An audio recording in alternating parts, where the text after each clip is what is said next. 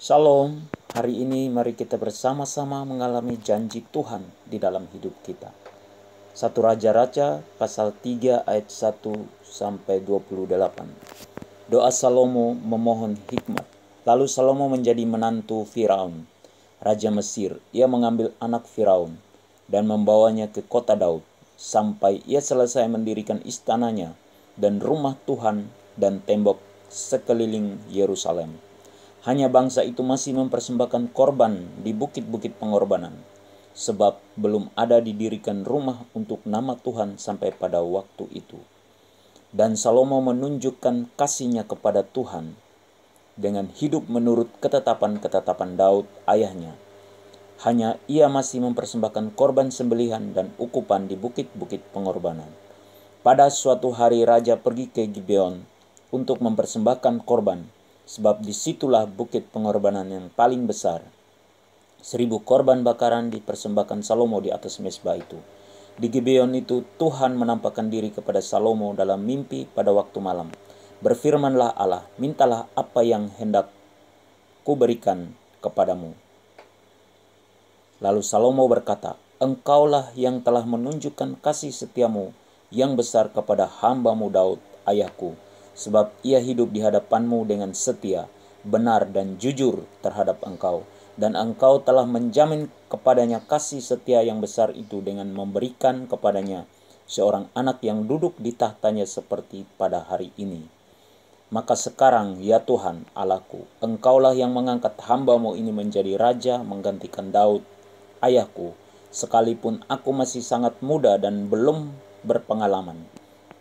Demikianlah hambamu ini berada di tengah-tengah umatmu yang kau pilih, suatu umat yang besar, yang tidak terhitung dan tidak terkira banyaknya. Maka berikanlah kepada hambamu ini hati yang faham menimbang perkara untuk menghakimi umatmu, dengan dapat membedakan antara yang baik dan yang jahat. Sebab siapakah yang sanggup menghakimi umatmu yang sangat besar ini? Lalu adalah baik di mata Tuhan bahwa Salomo meminta hal yang demikian. Jadi berfirmanlah Allah kepadanya, oleh karena engkau telah meminta hal yang demikian dan tidak meminta umur panjang atau kekayaan atau nyawa musuhmu, melainkan pengertian untuk memutuskan hukum, maka sesungguhnya aku melakukan sesuai dengan permintaanmu itu. Sesungguhnya aku memberikan kepadamu hati yang penuh hikmat dan pengertian, sehingga sebelum engkau tidak ada seorang pun seperti engkau, dan sesudah engkau takkan bangkit seorang pun seperti engkau.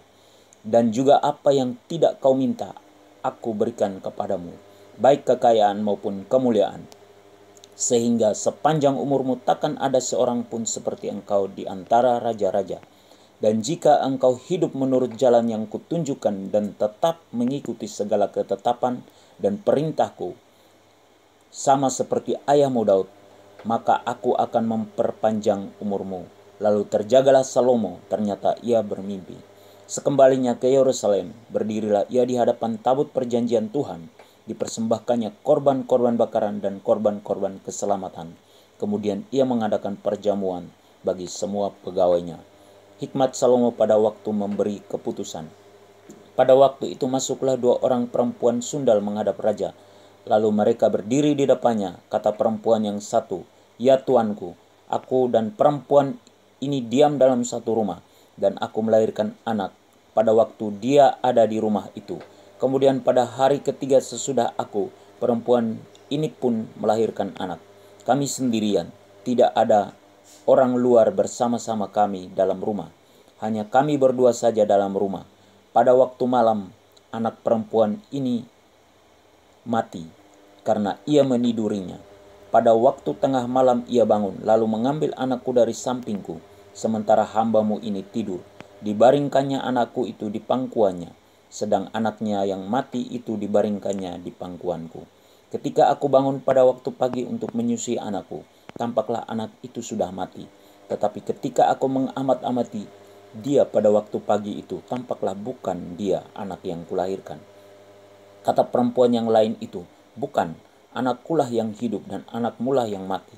Tetapi perempuan yang pertama berkata pula, bukan, anakmulah yang mati dan anakmu anakkulah yang hidup. Begitulah mereka bertengkar di depan raja.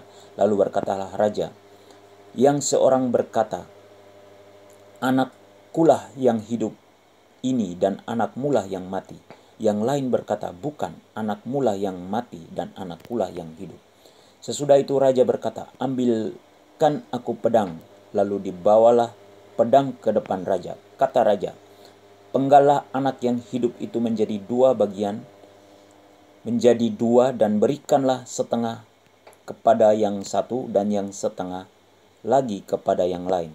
Maka kata perempuan yang empunya anak yang hidup itu kepada raja, sebab timbullah belas kasihannya terhadap anaknya itu. Katanya, ya tuanku, berikanlah kepadanya bayi yang hidup itu. Jangan sekali-kali membunuh dia. Tetapi yang lain itu berkata, supaya jangan untukku ataupun untukmu, penggallah. Tetapi raja menjawab katanya, berikanlah kepadanya bayi yang hidup itu. Jangan sekali-kali membunuh dia. Dia itulah ibunya. Ketika seluruh orang Israel mendengar keputusan hukum yang diberikan raja, maka takutlah mereka kepada raja, sebab mereka melihat bahwa hikmat daripada Allah ada dalam hatinya untuk melakukan keadilan. Perintah dari Tuhan supaya kita mempersembahkan persembahan yang terbaik bagi Tuhan dan tetap hidup benar di hadapan Tuhan. Janji Tuhan hari ini buat saudara dan saya yaitu, jika kita meminta kepada Tuhan dengan sungguh-sungguh, maka apa yang kita minta akan Tuhan berikan kepada kita. Amin. Tuhan Yesus memberkati.